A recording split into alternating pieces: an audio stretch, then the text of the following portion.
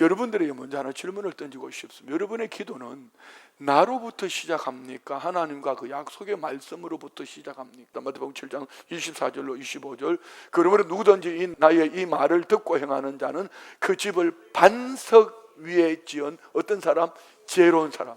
반석, 예수 그리스도의 믿음의 터 위에, 그 약속의 말씀의 터 위에 지은 사람을 지혜로운 사람이라 합니다. 다음 절요. 비가 내리고 창수가 나고 바람이 불어 그 집에 부딪히되 무너지지 아니하나니 이는 주추를 어디에 놓았다?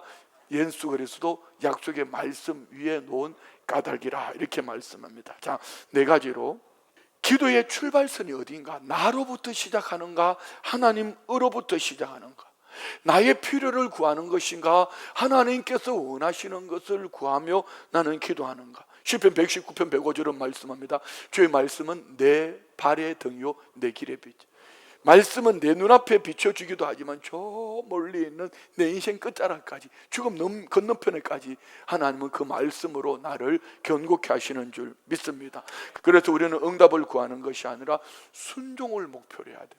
내 것 달라는 것 이거 말고 하나님이 내게 말씀하시면 내가 순종하겠습니다, 이런 마음을 가지고 기도할 때에 하나님께서 역사하시는 줄 믿습니다. 에베소서 5장 17절 말씀 보십시오. 그러므로 어리석은 자가 되지 말고 오직 주의 뜻이 무엇인가요? 분별해라. 두 번째, 말씀으로 마음을 정리하십시오. 시편 46편 10절 말씀 보세요. 중간에 너희는 가만히 있어 내가 하나님 됨을 알자. 네 안에 요동치는 것을 말씀으로 덮어서 하나님이 하나님 되심을 기다려라. 아멘. 한 구절이 우리 소란한 마음을 얼마든지 평정심을 갖게 합니다. 야고보서 1장 23절로 25절로 말씀을 크게 한번 읽읍시다. 시작. 누구든지 말씀을 듣고 행하지 아니하면 그는 거울로 자기 생긴 얼굴을 보는 사람과 같아서 제 자신을 보고 가서 그 모습이 어떠한지를 곧 잊어버리거니와 자유롭게 하는 온전한, 이게 뭡니까? 하나님의 말씀. 구약은 율법이지만 우리는 자유롭게 하는 온전한 율법을 들여다보고 있는 자는, 말씀을 들여다보고 있는 자는 듣고 잊어버리는 자가 아니고 실천하는 자니 이 사람은 그 행하는 일에 복을 받으리라.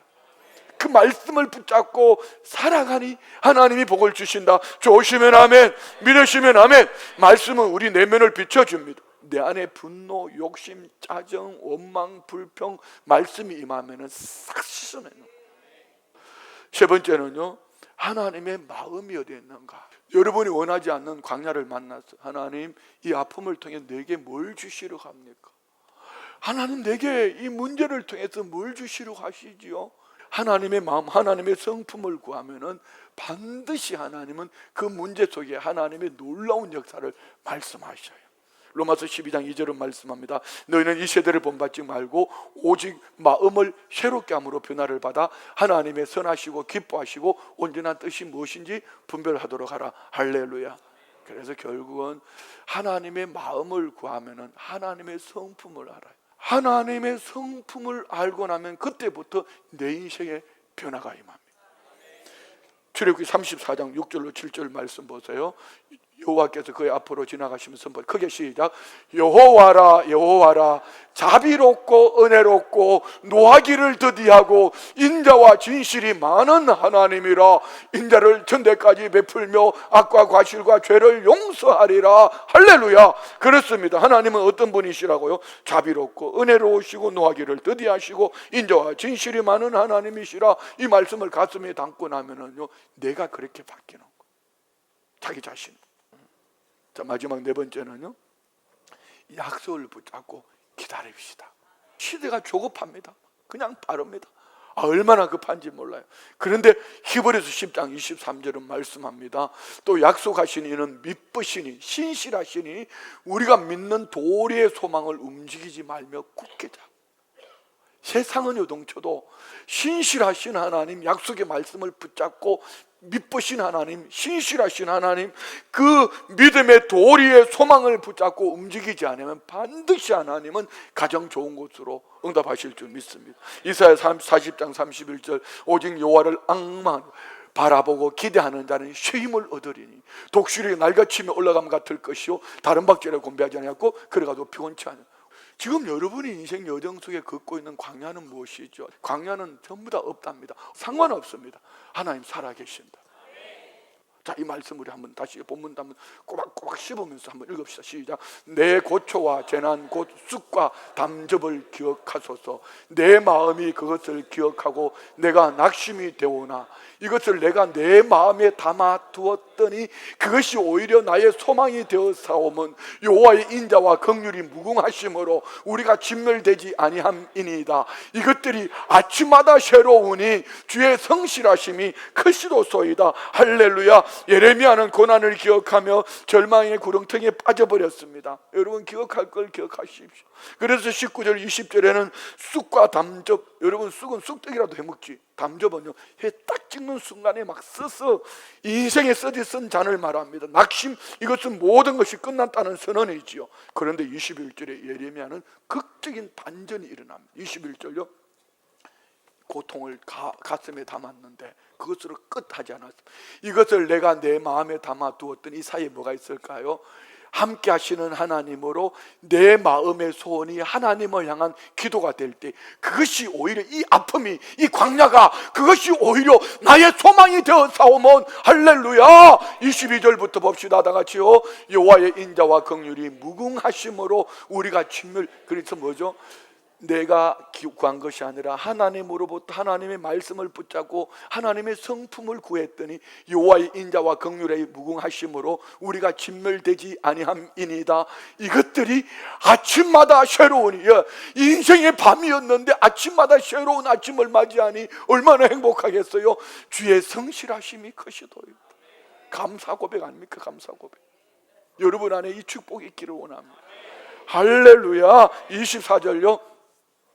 내 심령에 이르기를 여호와는 나의 기업이시니 그러므로 내가 그를 바라리라. 인생 광야여도 내 기업은 없다가 아니라 하나님이 살아계신다. 하나님이 내 기업이다. 하나님이 내 분기시다. 그렇습니다. 오늘 우리가 붙잡아야 할 축복의 열쇠는 광야에서 우리를 살리는 환경의 변화가 아니라 변치 않는 하나님의 신실하심을 발견하고 붙잡는 것입니다. 이것이 바로 감사가 나옵니다. 그리고 이 감사가 절망을 축복으로 문을 여는 역전의 은혜의 통로가 될 줄 믿습니다. 질문 하나 드립니다. 여러분, 광야는 왜 존재한다고 생각합니까? 내 인생 여정 속에 왜 광야는 존재한다고 생각하십니까? 하나님이 우리를 사랑하신다면서 왜 내 인생 여정에 광야를 만들어 놓았냐고요. 한마디로 말씀드리면 광야는 피할 수 없는 축복의 통로다. 훈련의 장소다. 그래서 바울 사도는 이 광야를 광야 학교라고 말합니다. 광야는 단순히 고통을 의미하는 것이 아니라 하나님께서 더 큰 축복을 감당할 수 있도록 우리를 준비시키는 훈련 장소다. 두 번째, 믿음의 사람이 광야를 통과하는 자세는 무언가? 두 가지로 말씀드립니다. 첫 번째, 믿음의 사람이 광야를 통과하는 자세는 하나님께 집중하고 기도하고 통곡하는 것입니다. 광야 학교의 믿음의 사람은 하나님께 집중하고, 하나님이 절대 주권자 하나님께 집중하고 그 하나님 앞에 기도하고 통곡하는 것. 할렐루야. 그래서 얘가 3장 21절에 보세요. 이것을 내가 마음에 담아두었더니 뭘 말입니까? 아픔 쓰디 쓴 것. 거기서 멈추지 않았어요. 그는 이것을 통하여서 하나님 앞에 오히려 기도할 수 있었고 소망이 되었다. 자, 무엇을 마음에 담았습니까? 문제입니까? 문제를 잔잔케 하시는 하나님이십니까? 하나님을 마음에 담기를 원합니다. 그리고 눈물과 기도, 간절함이 있기를 원합니다. 그렇습니다. 우리는 예수의 이름 부르기 시작할 때 하나님은 역사하시는 거예요. 요한복음 16장 24절 말씀 보세요. 구하라 그리하면 받으리라 너희 기쁨이 충만하리라. 그런데 앞부분이 심각해. 지금까지는 너희가 내 이름으로 아무것도 구하지 아니했지만 이제 이런 설교를 들었으니 구해라 그리하면 받으리라 너희 기쁨이 충만하리라. 응답받지 못하는 이유를 야고보서는 두 가지 얘기. 기도하지 않기 때문에, 두 번째는 정욕으로 쓰려고 잘못 구했기 때문에. 하나님은 아십니다. 우리의 고통을 아십니다. 우리의 눈물을 보시고 그 중심을 보시는 거예요. 여러분의 억울함을 아십니다. 여러분의 통곡을 부러지점을 하나님은 여러분의 기도의 눈물을 보고 계시는 줄 믿습니다. 두 번째, 믿음의 사람이 광야를 통과하는 자세는 하나님의 절대 주권 인정과 순종하는 거다. 광야를 지나갈 때 하나님의 절대 주권, 절대 순종, 절대 믿음, 절대 헌신, 절대 감사, 절대 주권자 앞에 인정과 순종하고 갈 때에 하나님의 역사는 광야를 일찍이 지나가게 합니다. 마지막 세 번째, 믿음의 감사는 열매 맺는 삶을 만들어냅니다. 다시요, 믿음의 감사는 열매 맺는 삶을 만들어냅니다. 광야를 통해 하나님의 신실하심을 경험한 후에 무슨 일이 일어났어요? 오늘 본문 보세요. 23절, 이것들이 아침마다 새로우니 주의 성실하심이 크시도소이다. 주의 성실하심이 크시도이다. 하나님의 성품 아닙니까? 그래서 나는 아침마다 새롭다. 광야를 통과한 사람들의 삶은 개인적인 구원을 넘어 나의 회복을 통하여 누군가를 살려내는 사망에서 사명으로의 전환의 열매를 맺게 한다. 조심은 아멘. 복을 구하는 자리, 여러분의 복의 근원이 되시기를 축복합니다. 복을 구하는 자리에서, 이는 누구죠? 광야를 통과한 사람들에게 주시는 축복입니다. 두 번째는 광야를 통과했을 때 감사하는 자에게 주시는 열매는 잔이 넘치는 축복을 주신다.